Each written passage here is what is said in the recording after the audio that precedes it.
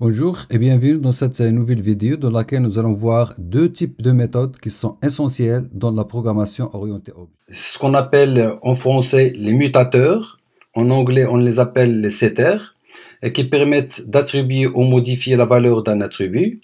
Et un autre type de méthode, c'est ce qu'on appelle les assesseurs, ou en anglais donc on les appelle les getters, et qui permettent de récupérer ou accéder à un attribut, c'est-à-dire à une propriété. Revenons donc à la classe utilisateur que nous avons créée dans les vidéos précédentes pour voir comment peut-on mettre en place les getters et les setters. Nous allons commencer tout de suite par les méthodes qui permettent de définir, modifier ou mettre à jour la valeur des attributs et qu'on les appelle les setters. Donc on va voir donc comment peut-on les définir. Tout simplement donc seront d'abord de type public pour pouvoir les utiliser à l'extérieur de la classe. Donc public, donc ces deux classes donc ce sont des méthodes, c'est-à-dire des fonctions tout simplement. Et supposons que nous voulons donc manipuler l'attribut nom par exemple. Donc on va mettre set, donc vient du mot en anglais setter. Donc set suivi du nom de l'attribut. Donc set nom et on met comme paramètre le nom à mettre à jour. Donc public function, donc set nom et comme paramètre nom.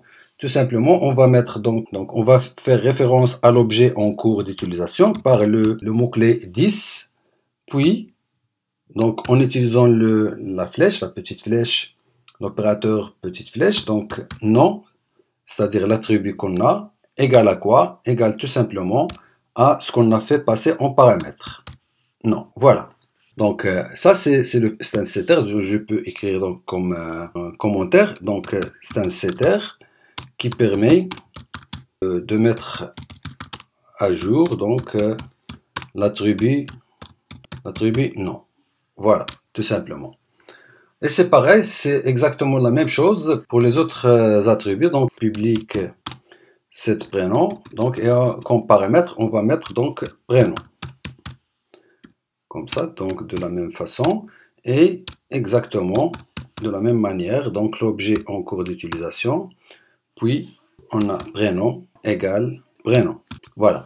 Ce prénom, donc, ce prénom désigne ce qu'on a fait, le nom de notre attribut prénom sans le symbole dollar. Et le prénom avec dollar qu'on a mis après le signe égal désigne le paramètre passé dans cette fonction.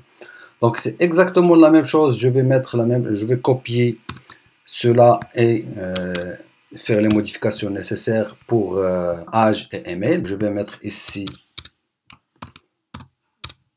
âge et je remplace ici par âge et ici je vais mettre âge.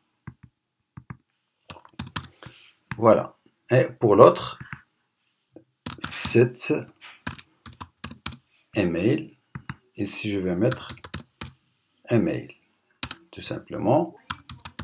Voilà. Donc je vais mettre ici dans le commentaire les setters qui permettent tout simplement pour mettre donc le même commentaire pour toutes ces fonctions qui permettent de mettre à jour donc les attributs nom, prénom, âge et email. Voilà. Qu'est-ce qu'ils nous permettent ces fonctions? Tout simplement, ils nous permettent, lors de l'utilisation de notre classe, ils nous permettent d'attribuer les valeurs à ces attributs, de les mettre à jour, etc. etc. On va voir comment. Donc, on va enregistrer d'abord. Puis, dans notre page index, nous avons déjà créé donc 3 utilisateurs. Supposons qu'on veut attribuer un nom à l'utilisateur 1, tout simplement. Donc, c'est utilisateur 1. Puis, on met la petite flèche et on fait appel à cet nom. Et dans le paramètre, on va mettre donc par exemple un 1000. En fait, on a appelé la fonction setNom. C'est cette fonction-là, setNom. Qu'est-ce qu'il va faire cette fonction? Tout simplement, il va attribuer à l'attribut nom la valeur passée en paramètre, c'est-à-dire 1000. Et de la même façon, on peut attribuer donc les valeurs aux autres attributs. Donc je vais utiliser cette ligne en faisant les modifications nécessaires Voilà, donc au lieu de cet nom, donc ici on va dire donc cet prénom, et je vais mettre par exemple Karim, par exemple.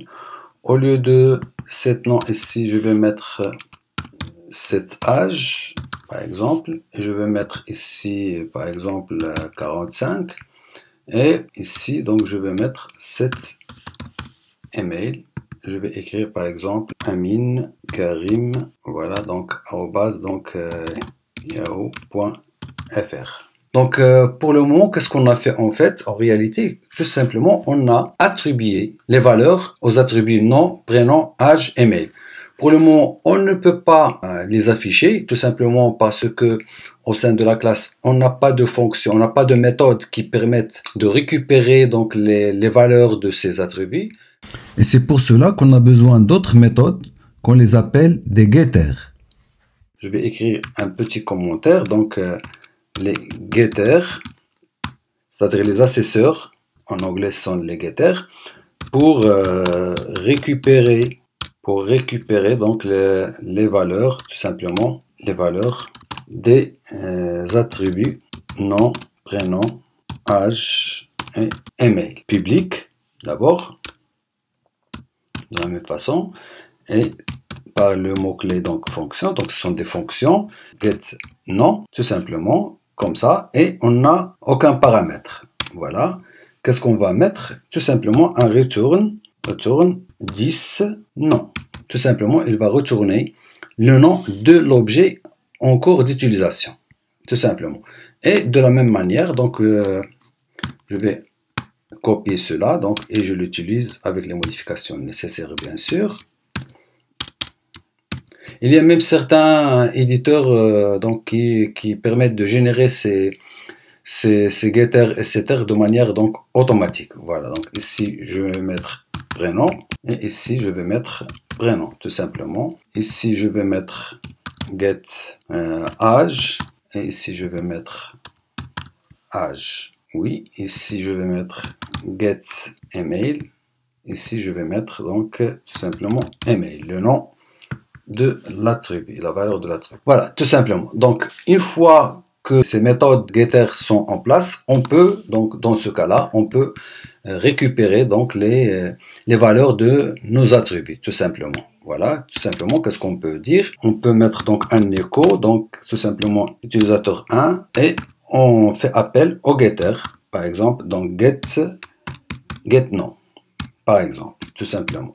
Et on va voir qu'est-ce que ça va donner. Donc je vais enregistrer et j'ouvre mon navigateur.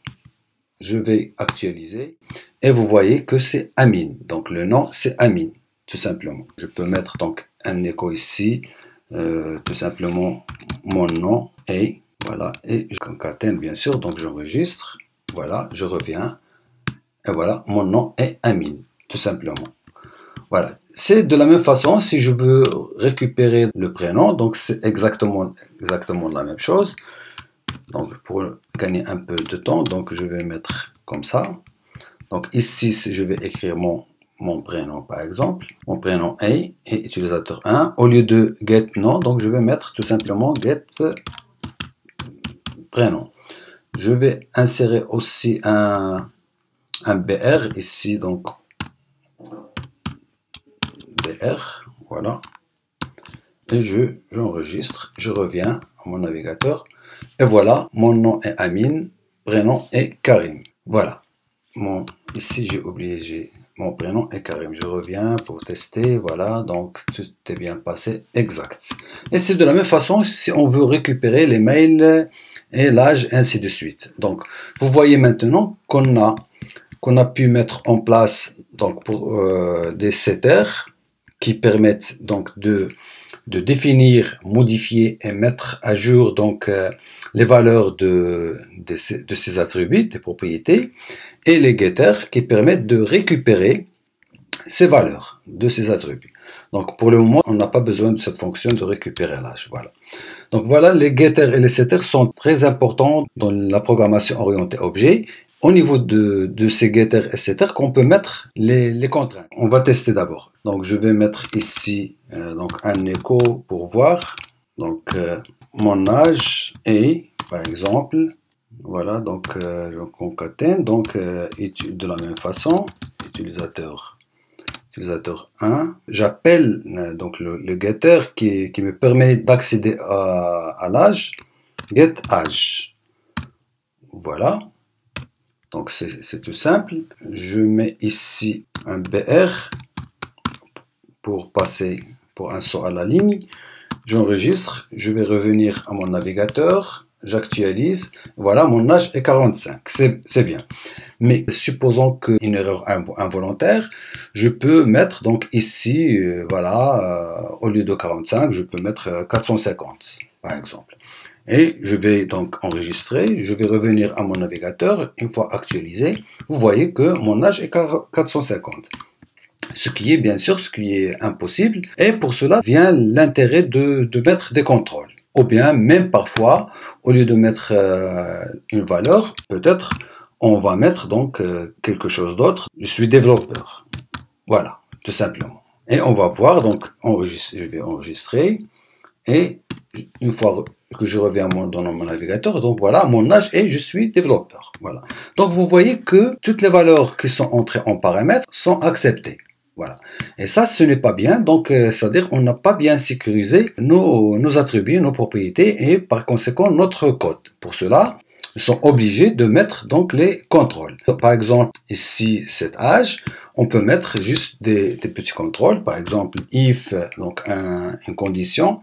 If, par exemple, âge est supérieur, par exemple, à 120, par exemple, ou bien âge donc inférieur strictement à 0 par exemple, donc on peut dans ce cas-là mettre une exception, c'est-à-dire un message d'erreur. Donc tout simplement avec, on va revenir donc dans ce type d'exception, donc par l'instruction throw, donc new exception, et on met donc le message à afficher. Donc l'âge doit être entre 1 et 120.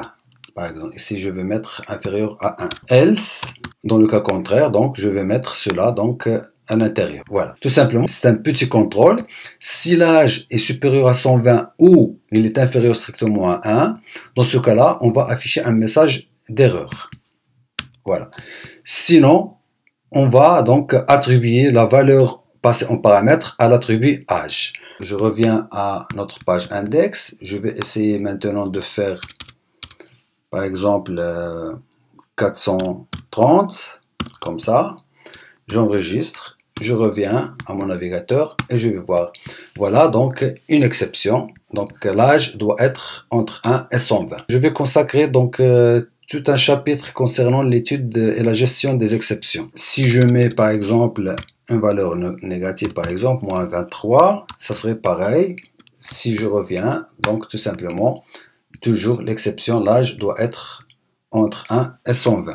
Si je mets une chaîne de caractères, par exemple, ici, donc salut par exemple, donc on va voir, donc je vais enregistrer et je vais voir qu'est-ce que ça va arriver. Donc j'enregistre. Voilà, toujours il y a une exception, l'âge doit être entre 1 et 120. Voilà, dans la ligne 38. Voilà, c'est bien la ligne 38 qu'on a ici. Voilà.